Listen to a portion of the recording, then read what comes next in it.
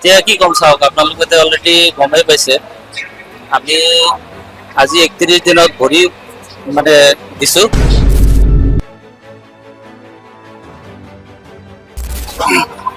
কিন্তু আচলতে আমি প্ৰথমে ভবা নাছিলো যে আমাৰ ইমান দিন লাগিব, কাৰণ আমাৰ যিকেইটা ডিমাণ্ড আছে আমাৰ এইকেইটা একদম লিগেল ডিমাণ্ড। আমি মানে অন্যায়ৰ মানে সীমা চেৰাই আমি লাষ্টত আহিছো। মানে তেওঁলোকে আমাৰ প্ৰথমৰ পৰাই অন্যায় কৰি আহিছে। অন্যায় মানে এনে বিনা দুখত বিনা কামত তেওঁলোকে টাৰ্মিনেট কৰিছে, বহুত চুকেছ কৰিছে।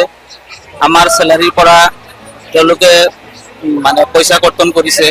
এনে বহুত অত্যাচাৰ সহ্য কৰি লাষ্টত আমি মানে এই পৰ্যায়ত আহিব লগা হৈছে। ইয়াৰ আগতেও আপোনালোকে হয়তো গম পাইছে বহুত আন্দোলন হৈছে, আমাৰ বহুত কিবা কিবি হৈছে।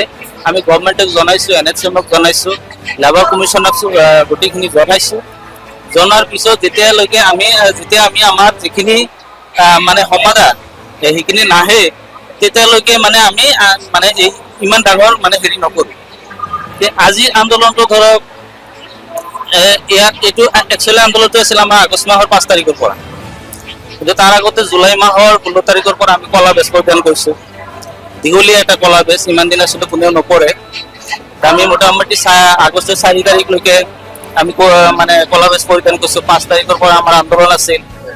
মেনেজমেণ্টে চক্ৰান্ত কৰি আমাৰ 5 তাৰিখ ৰাতি তাৰমানে 1 ঘণ্টাৰ বাবে মিটিঙত মাতি নি গোটেই ৰাতিটো আমাক পাৰ কৰি দিলে।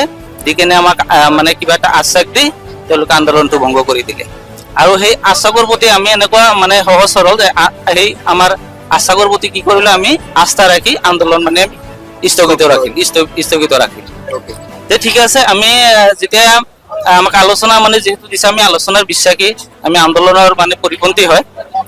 তেতিয়া মানে তেওঁলোকে এনে এই কৰি ডেটটো পাৰ কৰি 20 তাৰিখ ৰাখিলে। তাৰপিছত আৰু এনেকে ৰাখি অৱশেষত আহি মানে আমাৰ সমাধানখিনিও নকৰিলে।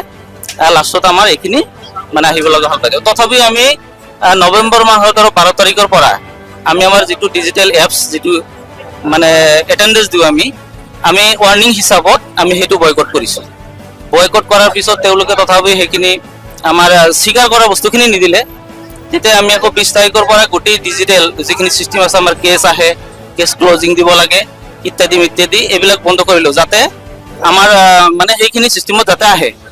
লাষ্টত তেওঁলোকে আৰু দম্বালি থাকে। অৱশেষত লাষ্টত আমি মানে এই 1 তাৰিখৰ পৰা আহিব লগা হ'ল। এতিয়া ধৰক আমি ভবা নাছিলো যে ইমান দীঘলীয়া এটা পৰিৱেশত আমি থাকিব লাগিব। আমি এতিয়া